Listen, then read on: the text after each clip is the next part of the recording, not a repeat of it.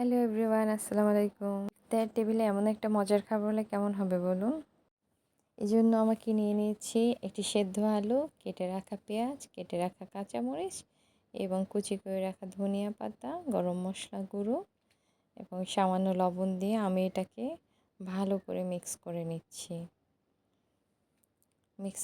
এবার দিয়ে দিচ্ছি বেসন। 3 টেবিল চামচ বেসন দিয়েছি আমি এখানে। 1 টেবিল চামচ কর্নফ্লাওয়ার ভালো করে মিশিয়ে নিয়ে স্বাদ মতো লবণ দিয়ে দিচ্ছি। দিয়ে পানি দিয়ে অল্প অল্প পানি দিয়ে ব্যাটারটাকে তৈরি করে নেব। আমরা পুর তৈরি করেছি, আমরা এখন ব্যাটার তৈরি করছি। অল্প অল্প পানি দিয়ে গোলাবো, যাতে বেশি পানি হলে পাতলা না হয়ে যায়, টেক্সচারটা ঘন হতে হবে একটু।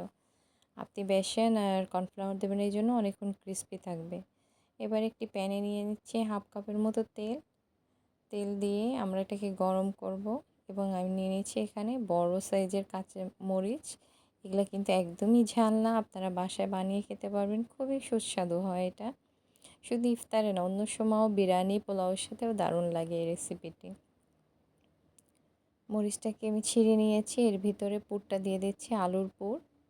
দেখুন, আপনি চাইলে আরও মশলা ইউজ করতে পারেন, যে যেমন পছন্দ করে, আরও মরিচ, কাঁচামরিচ, বাট আমি একটু কমই দিয়েছি।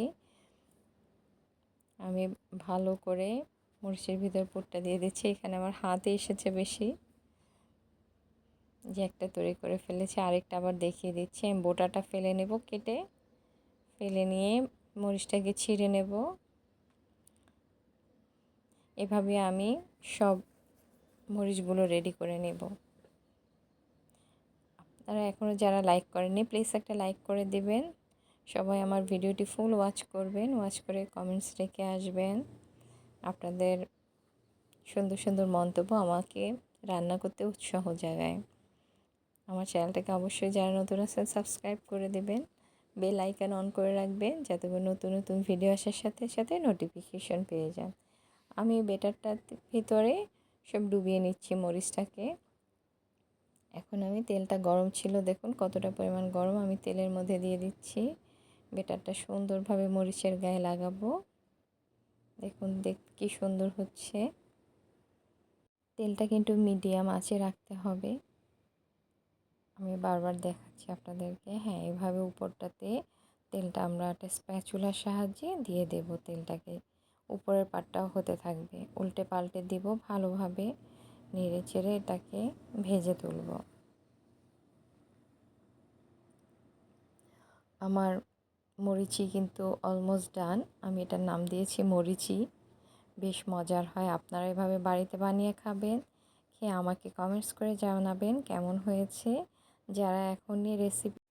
যারা এখনও রেসিপিটি ট্রাই করেনি, প্লিজ একবার হলেও বাড়িতে বানিয়ে খাবেন, ফ্যামিলি ফ্রেন্ডসদের সাথে শেয়ার করবেন। দেখবেন আমার ধারণা সবাই খুব পছন্দ করবে।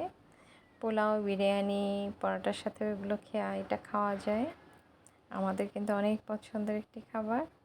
সবাই এতক্ষণ আমার পাশে থাকার জন্য সবাইকে অসংখ্য ধন্যবাদ। খুব সুস্বাদু মরিচি।